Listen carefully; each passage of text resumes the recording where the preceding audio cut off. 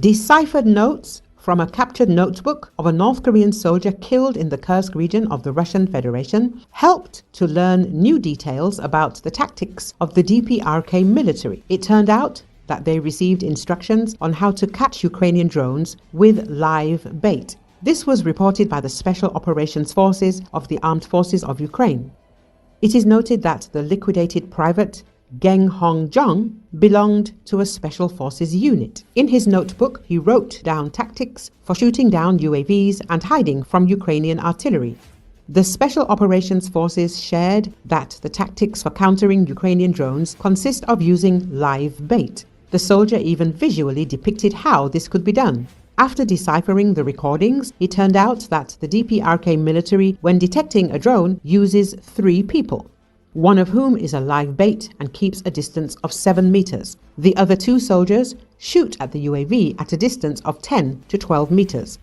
The notes say that if the live bait stops moving, the drone will also stop moving. According to the plan, at that moment, other soldiers will be able to destroy the UAV. In addition, the Special Operations Forces also deciphered records of how the DPRK troops leave the shelling zones of the Ukrainian artillery. Geng Hong Jong wrote in his notebook that in such cases, soldiers need to designate the next assembly point and disperse into small groups, leaving the shelling zone. In addition, the DPRK troops were told about a second way to leave the artillery shelling zone.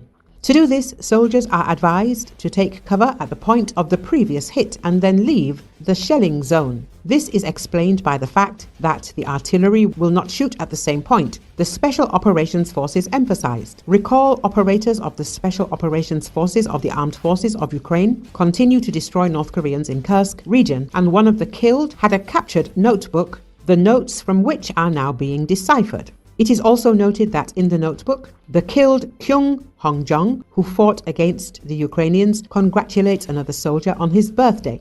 I, having left my homeland, being on the territory of Russia, congratulate my best friend and army brother Song Ji-young on his birthday and wish him health, says the entry, which is dated December the 9th, 2024.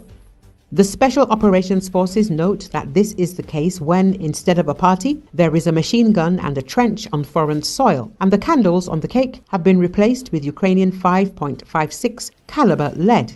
The notes of the North Korean soldier are called the Notes of Private Jong.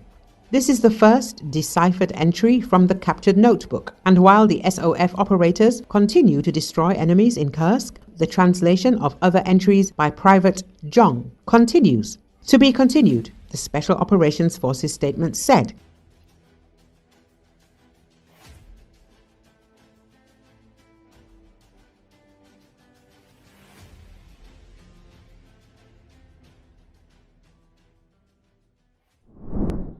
The head of the Kremlin, Putin, arrived in St. Petersburg to take part in the traditional summit of CIS leaders and to have fun at the Igora resort complex in the Leningrad region. However, this visit turned into a real disaster for the city's residents. The entire center of St. Petersburg and the main transport arteries were paralyzed due to the closures. Traffic jams reached a record 10 points, spreading even to remote areas, including the outer ring of the KAD. Several metro stations were closed, which led to massive crowds of people. Residents of the city are expressing their discontent en masse on social networks, cursing him for choosing St. Petersburg for vacations and meetings with colleagues. The city dwellers are outraged that they found themselves in a trap for the sake of Putin's personal comfort. He decided to have some fun in his hometown. How did he even come up with the idea of holding a summit here? Let him sit in Moscow, writes the Petersburgers. The difficult weather only makes the situation worse. Wet snow and icy roads add chaos to the traffic. At one point, the entire city literally froze. Cars and public transport came to a standstill. Putin's decision to go on an excursion to the Hermitage caused particular indignation. The idea of the guarantor to go on an excursion to the Hermitage turned out to be extremely fruitful. The closed center and the outer ring of the ring road very quickly led to the densest traffic jams throughout the city. 6 million people were asked to treat the cultural needs of the president with understanding. The inconveniences for the peasants are temporary, but the culture multiculture is eternal, writes Russian analyst Anatoly Nesmian. An informal meeting before the new year is a long-standing tradition of the Commonwealth. This year will be no exception. According to the program at the summit, Putin will sum up the results of Russia's chairmanship of the CIS in 2024. After that, the leaders will be able to communicate with each other in an informal setting and exchange views on current international issues, the Kremlin said. Currently, the CIS consists of 11 countries: Azerbaijan, Armenia, Belarus, Kazakhstan, Kyrgyzstan, Moldova, Russia, Tajikistan, Turkmenistan, Uzbekistan and Ukraine. At the same time, as Putin noted, de facto Moldova and Ukraine have long been nominal participants and are not involved in the work of the association.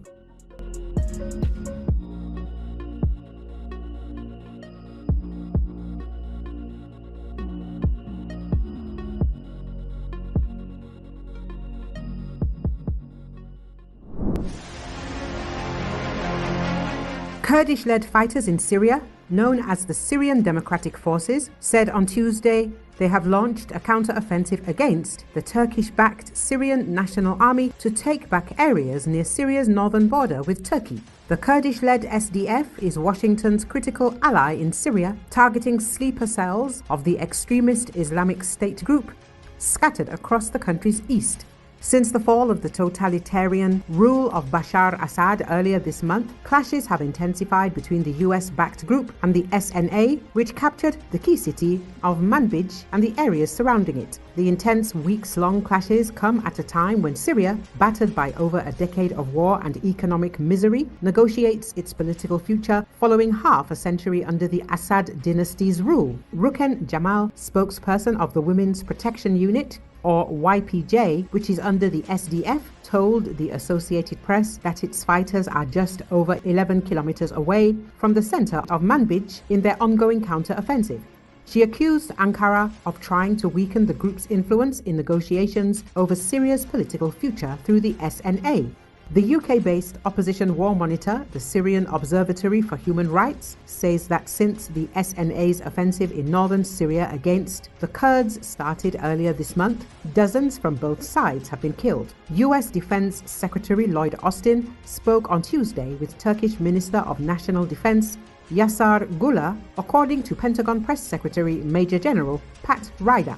Ryder said they discussed the ongoing situation in Syria, and Austin emphasized that close and continuous coordination is crucial to a successful effort to counter IS in the country. They also discussed the importance of setting the conditions to enable a more secure and stable Syria. Ankara sees the SDF as an affiliate of its sworn enemy, the Kurdistan Workers' Party, or PKK, which it classifies as a terrorist organization. Turkish-backed armed groups alongside Turkish jets for years have attacked positions where the SDF are largely present across northern Syria, in a bid to create a buffer zone free from the group along the large shared border. While the SNA was involved in the lightning insurgency led by the Islamic group Hayat Tahrir al-Sham that toppled Assad, it has continued its push against the SDF, seen as Syria's second key actor for its political future.